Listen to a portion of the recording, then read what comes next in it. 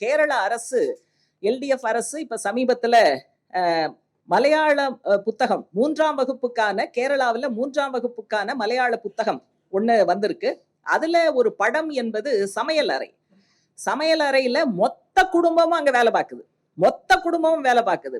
அவங்க பெண் சமைச்சுக்கிட்டு இருப்பாங்க, ஆண் கீழே உட்கார்ந்து அருவாமனையை வச்சு நல்ல காய்கறிய கட் பண்ணிக்கிட்டு இருப்பாரு. பையன் ஒரு வேலை செய்வான், பொண்ணு ஒரு வேலை செய்யும். இதுதான் சமையல் அறைன்னு போட்டு அவங்க மேற்கொண்டு என்ன போடுறாங்கன்னா, வீட்டில் இந்த இடம் முக்கியமான இடம்னு போடுறாங்க. ஏன்னா பெண்கள் மட்டும் புழங்கக்கூடிய இடம்ங்கிறது எப்பவுமே முக்கியமான இடம் கிடையாது. அம்பை எழுதுனது ஞாபகம் இருக்கா? வீட்டின் மூலையில் ஒரு சமையல் அறை தான்.